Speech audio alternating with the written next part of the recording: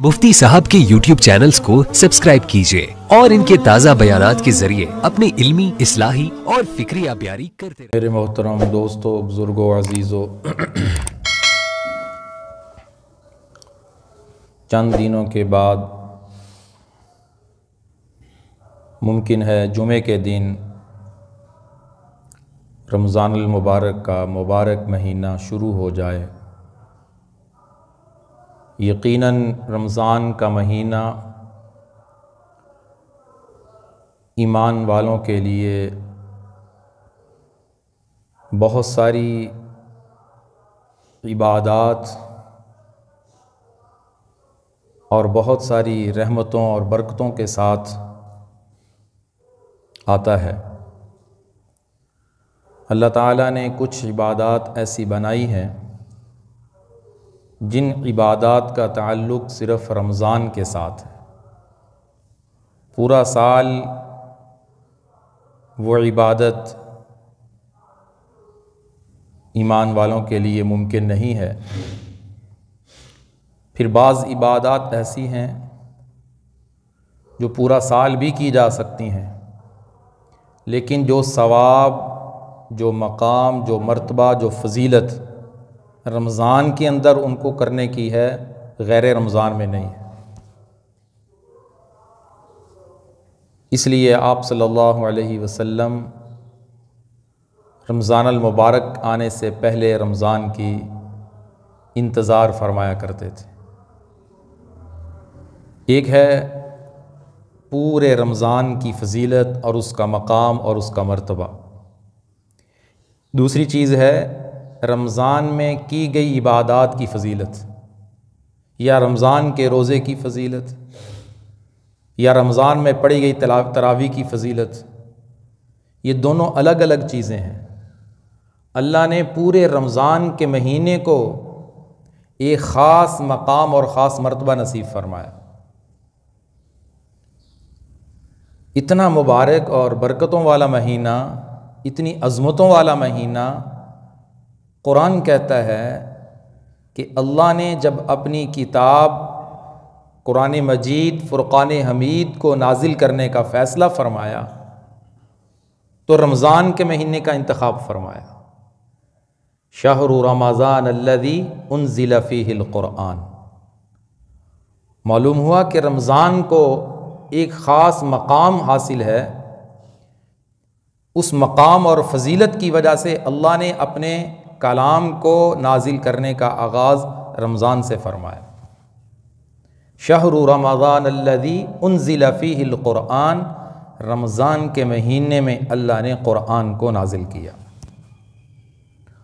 और फिर जिस रात अल्लाह ने क़ुरआन को नाजिल किया वो रात भी रमज़ान में आती है। रमज़ान की रातों में से एक रात का इंतखाब किया, उस रात को मकाम और मर्तबा बख्शा। इन्ना अंज़लनाहु फ़ी लैलतिल क़द्र वमा अदराका मा लैलतुल क़द्र लैलतुल क़द्रि खैरुम मिन अल्फ़ि शहर तनज़्ज़लुल मलाइकतु वर्रूहु फ़ीहा बिइज़्नि रब्बिहिम मिन कुल्लि अम्र सलामुन हिया हत्ता मत्लइल फ़ज्र। इस पूरी सूरत में अल्लाह ने उस रात की फ़जीलत, मर्तबे और मकाम को बयान फरमाया। इस रात अल्लाह ने अपने कलाम को नाजिल करने का फ़ैसला फरमाया। हदीस में आता है कि अल्लाह ने जितनी भी किताबें नाजिल फरमाई, जितने भी सहीफ़े नाजिल फरमाए, वो सारे के सारे रमज़ान में नाजिल फरमाए। हुज़ूर सल्लल्लाहु अलैहि वसल्लम पर वही का आगाज़ इक़रा बिस्मि रब्बिकल्लज़ी ख़लक़ से हुआ तो रमज़ान का महीना था। अल्लाह ने इस महीने को ख़ास मकाम बख्शा है। रसूलुल्लाह सल्लल्लाहु अलैहि वसल्लम फरमाया करते थे, ईदा जाअ रमज़ान, जब रमज़ान आता है, फुतिहत अबवाबुल जन्ना, अल्लाह जन्नत के दरवाज़ों को खोल देता है। व गुल्लिक़त अबवाबु जहन्नम, अल्लाह जहन्नम के दरवाज़ों को बंद कर देता है, शयातीन को कैद कर देता है। जो ईमान वालों को गुनाहों की तरफ माइल करते हैं उनको जहन्नम में बंद करके जहन्नम में फेंक कर जहन्नम के दरवाज़े बंद कर दिए जाते हैं। अल्लाह के नबी सल्लल्लाहु अलैहि वसल्लम फरमाया करते थे جب رمضان آتا ہے تو اللہ سرکش شیاطین کو بند کر دیتے ہیں اور جنت کو ایمان والوں کے لیے سجا دیتے ہیں، اور جنت کو اللہ ایمان والوں کے لیے مزین کر دیتے ہیں۔ یہ کس کے فضائل بیان ہو رہے ہیں؟ رمضان کے، روزے کے نہیں، ابھی رمضان کے، کہ اللہ نے پورے مہینے کو ایک مقام اور مرتبہ بخشا ہے۔ اللہ کے نبی نے فرمایا جب رمضان آتا ہے، رمضان کی پہلی رات سے ہی اللہ کی رحمت آسمان دنیا پہ آ جاتی ہے، اپنے بندوں کے اتنا قریب ہو جاتے ہیں، اور اللہ کی طرف سے اعلان ہوتا ہے کوئی بخشش طلب کرنے والا میں اس کو بخش دوں، ہے کوئی مغفرت طلب کرنے والا میں اس کی مغفرت کر دوں، ہے کوئی ضرورت مند میں اس کی ضرورت کو پورا کر دوں۔ تو پورا مہینہ، رات کو، دن کو اللہ کی طرف سے ایمان والوں کے لیے ندا آتی ہے، اعلان ہوتا ہے۔ حضرت عائشہ رضی اللہ تعالیٰ عنہ فرمایا کرتی تھیں کہ جب رمضان شروع ہوتا، اللہ کے نبی صلی اللہ علیہ وسلم بستر پہ تشریف نہیں لاتے تھے، آپ کا چہرہ متغیر ہو جاتا تھا، آپ اپنے رب کو اتنا یاد کرتے تھے کہ آپ دن بھر عبادت کر رہے، رات بھر عبادت کر رہے، اور شوق اور ذوق سے پورا مہینہ اللہ کے نبی صلی اللہ علیہ وسلم کا عبادت میں گزرتا تھا۔ اللہ کے نبی فرماتے تھے رمضان آتا ہے تو رمضان کا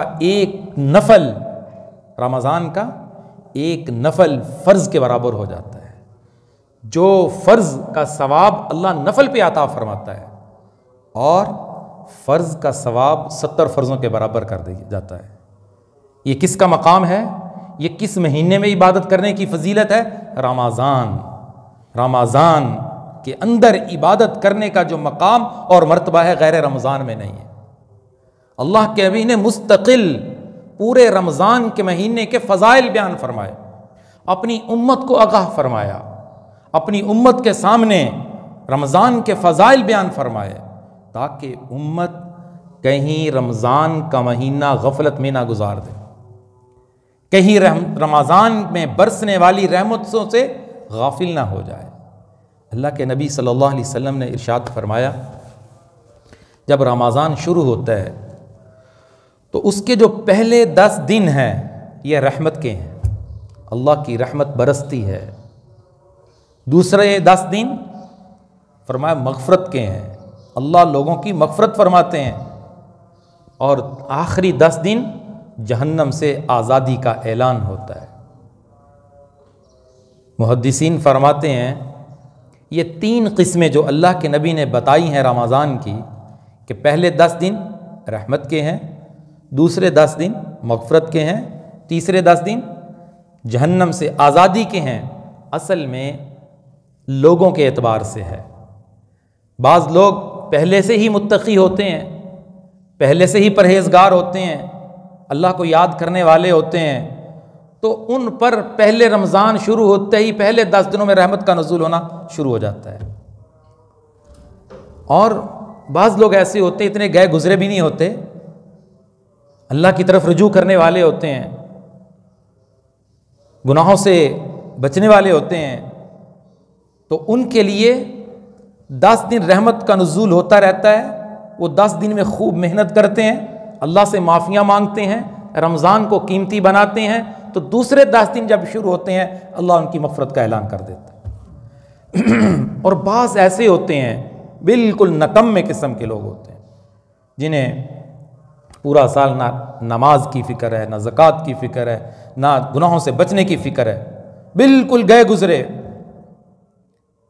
تو وہ رمضان جب آتا ہے وہ محنت کرتے ہیں، پہلے 10 دن محنت کی، پھر 10 دن محنت کی، تو جب وہ 20 دن محنت کرتے ہیں، روزہ رکھتے ہیں، گناہوں سے بچتے ہیں، عبادات کرتے ہیں، استغفار کرتے ہیں، توبہ کرتے ہیں، تو آخری 10 دن جب شروع ہوتے ہیں اللہ ان کو جہنم سے آزادی کا اعلان کر دیتے ہیں، ان کے لیے جہنم سے آزادی کا اعلان ہو جاتا ہے، تاکہ اللہ کی رحمت سے کوئی بھی محروم نہ رہے۔ کیوں؟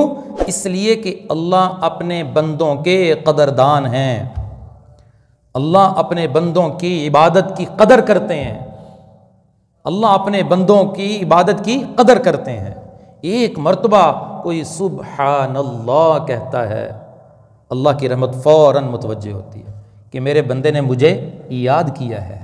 فَاذْكُرُونِي أَذْكُرْكُمْ فَاذْكُرُونِي أَذْكُرْكُمْ، تم مجھے یاد کرو میں تمہیں یاد کروں، بلکہ تمہارا تذکرہ تم سے بہتر جو مجلس ہے فرشتوں کی، اس مجلس میں ہوگا۔ جو اللہ کو یاد کرتا ہے اللہ بھی اسے یاد کرتے ہیں۔ تو اس لیے رمضان کو 3 حصوں میں کیا کر دیا؟ تقسیم کر دیا۔ یہ پورا رمضان رحمتوں کے ساتھ برکتوں کے ساتھ آ رہا ہے۔ اب قدر کرنے والے قدر کرتے ہیں، جو بے قدرے ہیں وہ پورا رمضان غفلت میں گزار دیتے ہیں۔ ان کی زندگی میں یقین کرو رمضان آتا ہے ایسے گزار دیتے ہیں جیسے دوسرا مہینہ گزارتے ہیں۔ میرے عزیزو، رمضان اس کا بھی گزر جائے گا جس نے محنت کی، اور رمضان اس کا بھی گزر جائے گا جس نے کوئی محنت نہیں کی۔ گزر دونوں کا جائے گا، لیکن اللہ کے ہاں دونوں برابر نہیں ہے۔ اللہ کے ہاں دونوں برابر نہیں ہے۔ ایک مہینہ اللہ کے لیے، ایک مہینہ اللہ کو دے دو۔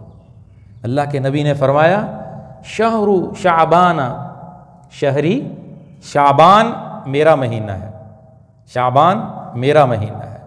شہر رمضان شہر اللہ، رمضان کا مہینہ اللہ کا مہینہ ہے، اللہ کا مہینہ ہے، اور اس رمضان میں اللہ تمہارے سارے گناہوں کو معاف کر دیتے ہیں۔ ایک رمضان سے لے کر دوسرے رمضان میں تک جتنے گناہ ہوتے ہیں صغیرہ، اللہ سارے رمضان کو خوبصورت بنانے والے کے لیے معاف کر دیتے ہیں۔ کتنا معافی کا اعلان ہوتا ہے، ایک ایک نیکی عبادت پہ اللہ معافی کا اعلان کر رہے ہیں۔ اذا صام رمضان، جس نے رمضان کا روزہ رکھا، ایماناً ایمان کی حالت میں رکھا، واحتساباً اللہ کو راضی کرنے کے لیے رکھا، غفر لہ ما تقدم من ذنبی، اللہ سابقہ سارے گناہ معاف کر دیتے ہیں۔ من قام رمضان، جس نے رمضان کو قیام کیا، ایماناً ایمان کی حالت میں، واحتساباً اللہ کے لیے کیا، غفر لہ ما تقدم من ذنبی، اللہ اس کے بھی سابقہ گناہوں کو معاف کر دیتے ہیں۔ من قام لیلۃ القدر، جس نے لیلۃ القدر قیام کیا، ایماناً واحتساباً غفر لہ ما تقدم من ذنبی، اللہ اس کے بھی سارے گناہوں کو معاف کر دیتے ہیں۔ اللہ کی رحمت تو آسمان دنیا پہ آ جاتی ہے، اپنے بندوں کے قریب آ جاتی ہے۔ اپنے محبوب سے فرمایا، اے میرے محبوب، جب میرے بندے تجھ سے میرے بارے میں پوچھیں کہ اللہ تعالیٰ کے بارے میں پوچھیں، وَإِذَا سَأَلَكَ عِبَادِي، جب میرے بندے میرے بارے میں تجھ سے سوال کریں، پوچھیں، تو ان کو بتاؤ فَإِنِّي قریب، اللہ اپنے بندوں کے بہت قریب ہیں، بہت قریب ہیں۔ اجیب دعوت الداعی اذا دعان، جب میرے بندے مجھے پکارتے ہیں، جب مجھے بلاتے ہیں، جب دعا مانگتے ہیں، جب ہاتھ اٹھاتے ہیں، اللہ فرماتے ہیں میں ان کی دعا کو سنتا ہوں، قبول بھی کرتا ہوں۔ ایما تدعو فلہ الاسماء الحسنی، تم اللہ کے پیارے پیارے نام، سارے پیارے نام ہیں اللہ کے، ان پیارے پیارے ناموں سے اللہ کو پکارا کرو۔ قل ادعوا اللہ او ادعوا الرحمن، اللہ کہہ کے پکارو، رحمان کہہ کے پکارو، اللہ تمہاری پکار کو سنتا ہے۔ تو رمضان کا مہینہ ایک سیزن ہے، ایک نیکیوں کا سیزن ہے، گناہوں کو بخشوانے کا بڑا ذریعہ ہے۔ کہتے ہیں کہ کسی سے بات کرنی ہے، کسی کے ساتھ زیادتی ہو جائے تو کہتے ہیں ذرا دھیان سے جانا، اس کا موڈ ذرا اچھا ہونا چاہیے، خوش موڈ میں ہونا چاہیے، پھر جا کے بات کرو گے جلدی مان جائیں گے۔ تو اللہ رمضان میں اپنے بندوں کے بڑے قریب آ جاتے ہیں۔ اللہ رمضان میں اپنی رحمت اپنے بندوں پر بارش کے قطروں سے زیادہ برساتے ہیں۔ اللہ کی رحمت عام دنوں سے جب زیادہ برستی ہے تو اس وقت ہر شخص کو چاہیے، ہر ایمان والے کو چاہیے، ہر اللہ کے بندے کو چاہیے کہ اس رحمت سے فائدہ اٹھائے، اس رحمت سے فائدہ اٹھائے۔ کسی دکان پہ سیل لگی ہوئی ہو، کس طرح وہاں پہ رش ہوتا ہے، کیا کہتے ہیں؟ کہتے جی وہ 5,000 روپے والا جو سوٹ ہے وہ 1,000 میں مل رہا ہے، کہتے سیل لگا دی فلاں دکان والوں نے، بڑا رش، دن رات رش نظر آ رہا ہے، سیل لگی ہوئی ہے، لوگ فائدہ اٹھانے جا رہے ہیں۔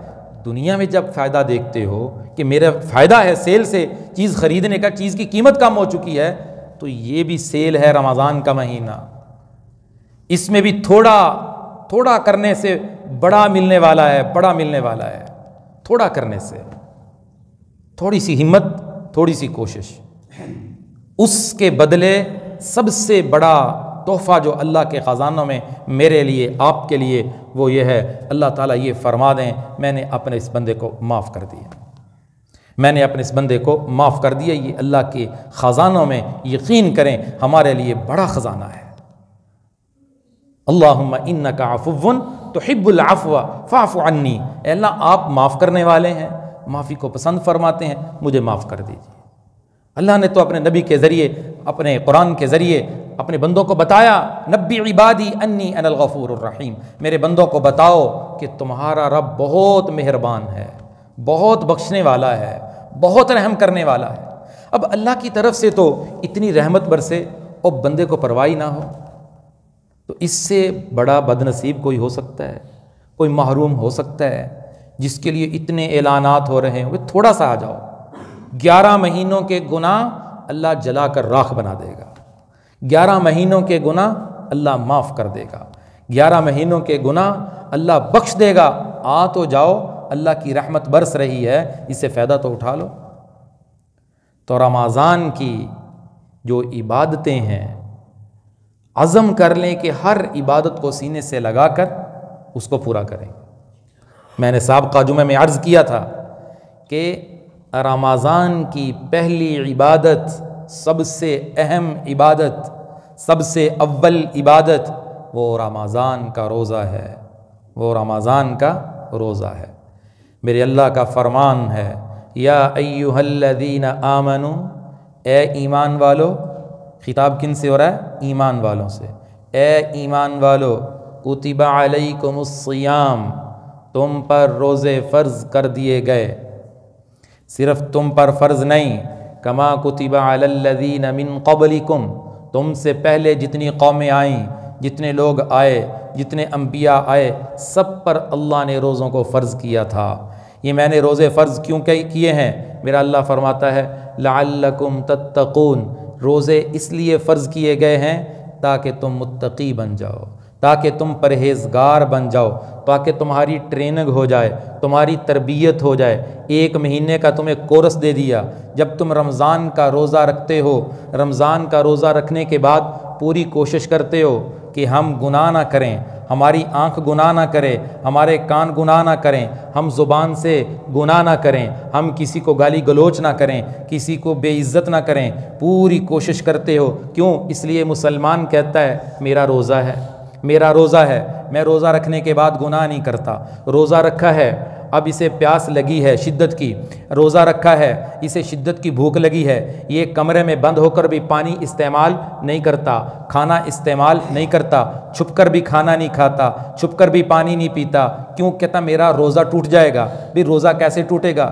دیکھ تو کوئی نہیں رہا، تو اکیلا بیٹھا ہے، اور ٹھنڈے پانی کی فریج تیرے پاس پڑی ہوئی ہے، بوتل تیرے پاس پڑی ہوئی ہے، تو پانی کا ایک گھونٹ پی لے، حلق کے نیچے اتار لے، کہتا یہ میں کام نہیں کر سکتا، میرا روزہ ٹوٹ جائے گا۔ کیوں بھئی؟ نفس پورا تقاضا کر رہا ہے، نفس پورا اس کے اوپر غالب آ چکا ہے کہ پانی استعمال کرو، کھانا استعمال کرو، تو یہ کہتا نہیں کرتا، میں نفس کا مقابلہ کرتا ہوں۔ یہ نفس کا اتنا مقابلہ کرتا ہے، نفس کو مغلوب کر دیتا ہے، اپنی چاہت کو چھوڑ دیتا ہے، اپنی خواہش کو چھوڑ دیتا ہے کہ اگر پانی کا ایک گھونٹ حلق کے نیچے اتر گیا تو میرا روزہ ٹوٹ جائے گا۔ پھر کیسے ٹوٹے گا؟ تو یہ کہتا ہے میرا اللہ تو دیکھ رہا ہے، اللہ کی نظروں میں ٹوٹ جائے گا، اللہ تعالیٰ تو دیکھ رہے ہیں، چاہے میں کمرے کے دروازے بند کر دوں، میں کنڈی بھی لگا دوں، میں چھپ بھی جاؤں، خفیہ سے خفیہ جگہ پہ چلا جاؤں، ہر جگہ اللہ دیکھ رہا ہے، اس کی نظروں میں میرا روزہ ٹوٹ جائے گا۔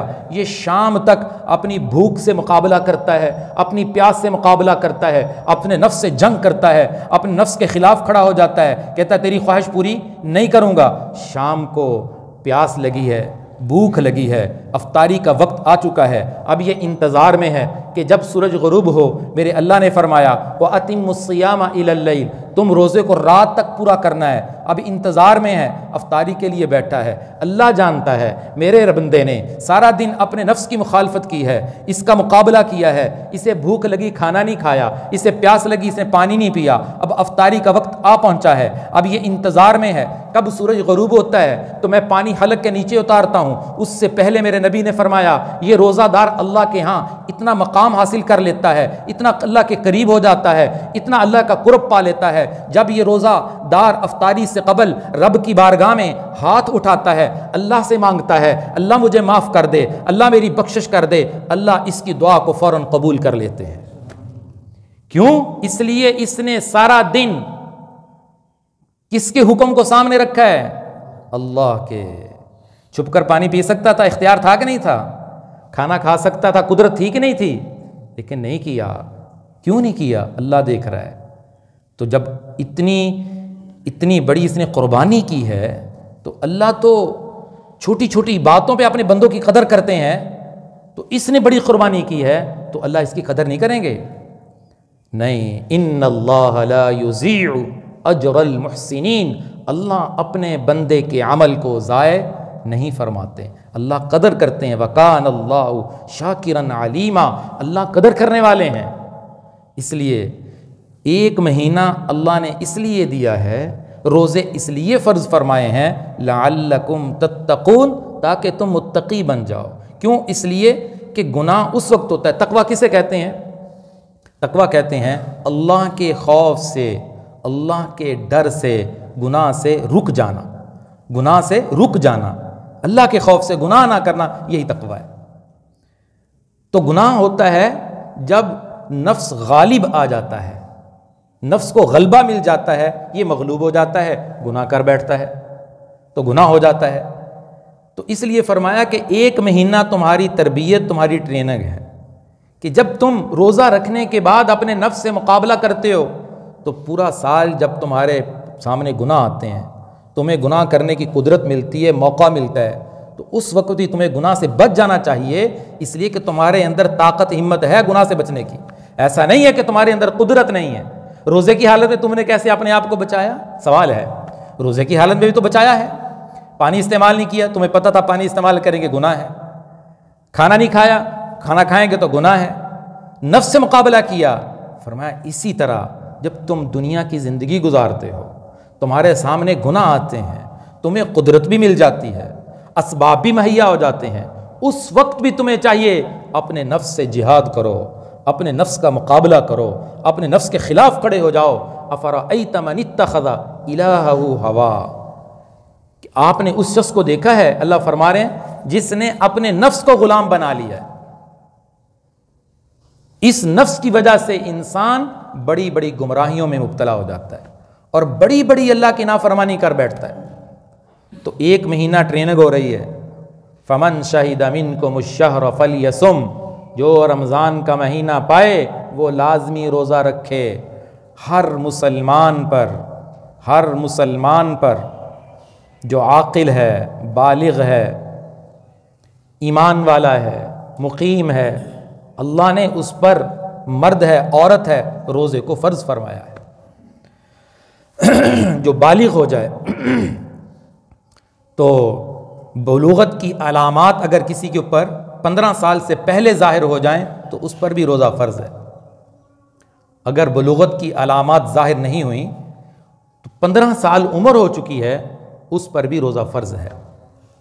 بڑے بڑے بچے ہوتے ہیں گھروں میں، 15 سال سے زائد عمر ہے، انہیں روزہ نہیں رکھوایا جاتا، کہتے ابھی بچہ ہے۔ اللہ کا قانون یہ ہے، اللہ کے نبی صلی اللہ علیہ وسلم کی تعلیمات یہ ہیں کہ اس پر روزہ فرض ہے۔ اس لیے فرمایا یا ایھا الذین آمنو، اے ایمان والو، کتب علیکم الصیام، تم پر روزہ فرض ہے، کما کتب علی الذین من قبلکم، جیسے پہلے لوگوں پہ فرض کیے گئے۔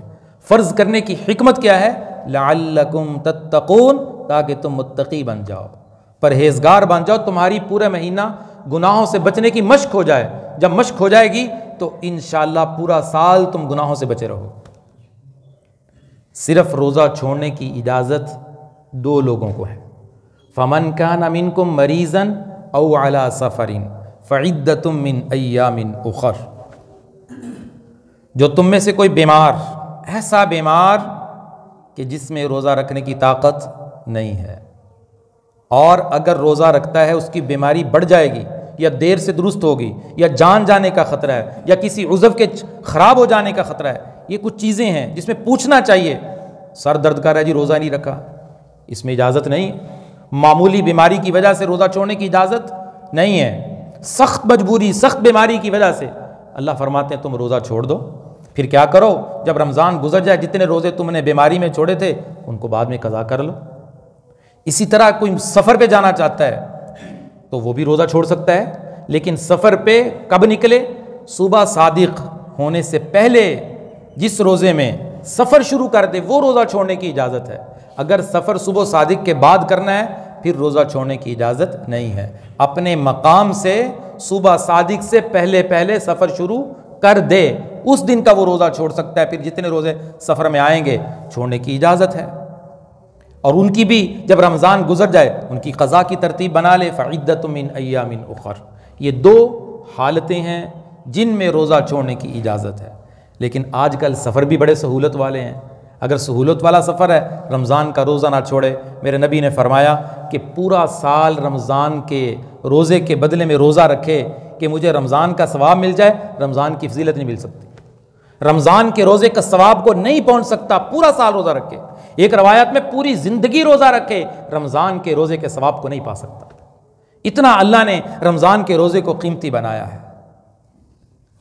تو اس لیے میرے بھائیوں، رمضان جو آ رہا ہے سب بھائیوں کی خدمت میں عرض ہے کہ نیت کر لیں کہ پورا رمضان تمام روزے رکھیں گے، ایک روزہ بھی نہیں چھوڑیں گے. یہ مہینہ ہم نے اللہ کو دے دیا ہے، خالص اللہ کو دے دیا ہے. اس میں سارے کام کم کر دیں گے اور اللہ کو خوب یاد کر کے اللہ سے اپنی بخشش کروائیں گے، اللہ سے اپنی مغفرت کروائیں گے. اللہ کی رحمت بارش کے قطروں سے زیادہ برسے گی. ہم خوب لطف اندوز ہوں گے، ہم خوب اللہ کی عبادت کریں گے.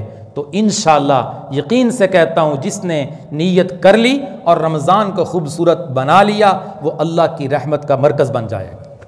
اللہ کی رحمت اس کے اوپر اترے گی اور اللہ کے خزانوں میں قیمتی انعام مغفرت اور بخشش کا ہے. اللہ اس کی ضرور بخشش اور مغفرت فرما دیں گے، اس لیے کہ اللہ کی رحمت کا نزول ہی اتنا ہوتا ہے. اور بعض لوگ ایسے ہوتے ہیں اتنے بوڑھے ہوتے ہیں وہ روزہ ہی نہیں رکھ سکتے، اتنے بڑھاپے کی حالت میں ہوتے ہیں ان میں طاقت ہی نہیں ہوتی. اسی طرح بعض ایسے مریض ہوتے ہیں جیسے شوگر کے مریض ہوتے ہیں. اس طرح بعض خواتین ہوتی ہیں جو بچوں کو دودھ پلاتی ہیں، انہیں بھی روزہ رکھنے میں شدید تکلیف کا سامنا کرنا پڑتا ہے. تو اگر ایسی بیماری ہے کہ وہ تندرست ہونے کی امید ہے، جیسے میں نے خاتون کا مسئلہ بیان کیا، رمضان کے بعد وہ تندرست ہو جائے گا تو وہ تو ان کے لیے ہے کہ وہ تو قضا کریں رمضان کے بعد.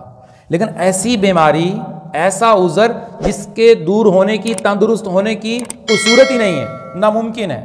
عموماً ڈاکٹر حضرات کہتے ہیں جو شوگر کے مریض ہوں اور بڑھاپے کی حالت میں ہوں ان کے لیے روزہ رکھنا بڑا مشکل ہے. بعض مرتبہ شوگر کے مریض روزے کی حالت میں بھوک کی وجہ سے وہ بے ہوش بھی ہو جاتے ہیں. تو ایسی بیماری جس میں تندرست ہونے کی امید نہ ہو اس کے لیے اللہ تعالیٰ نے فدیے کی صورت پیدا فرمائی ہے. وَعَلَى الَّذِينَ يُطِيقُونَهُ فِدْيَةٌ طَعَامُ مِسْكِينٍ، کہ وہ کیا کریں، وہ اپنے روزوں کا فدیہ دے دیں. ایک روزے کا فدیہ اگر گندم کے اعتبار سے دیں گے تو 2 کلو گندم یا اس کی رقم ادا کر دیں. کھجور کے اعتبار سے دیں گے تو 3.5 کلو کھجور کی رقم دے دیں. جو کے اعتبار سے دے دیں 3.5 کلو جو. کشمش کے اعتبار سے دیں گے 3.5 کلو کشمش کی رقم ہے. تو ہر ایک کا حساب مختلف ہے. اختیار دیا ہے کہ جس میں جس کی طاقت اور ہمت ہے اس اعتبار سے دے سکتا ہے. گندم کے اعتبار سے اگر فدیہ دیں گے وہ 60 کلو گندم بنتی ہے، تقریباً 6600 روپے، یعنی 6600 روپے اس کے بنتے ہیں پورے رمضان کے روزوں کا جو فدیہ بنتا ہے. اگر ایسے شخص کی طرف سے یا ایسی خاتون کی طرف سے دینا ہے جس کے تندرست ہونے کی امید نہیں ہے، عمومی طور پہ میں نے کہا جو زیادہ عمر میں چلے جاتے ہیں، بوڑھے ہو جاتے ہیں، ان کی یہی کیفیت ہوتی ہے، تو ان کی طرف سے فدیہ دیا جا سکتا ہے. لیکن یہ بات یاد رکھیں فدیہ دینا ہے جب رمضان شروع ہو جائے، پہلے فدیہ دینے کی اجازت نہیں. اگر کسی نے دے دیے وہ ادا ہی نہیں ہوگا. رمضان شروع ہونے کے بعد فدیہ دیا جائے. اللہ تعالی ہمیں رمضان المبارک کی پوری برکات نصیب فرمائے.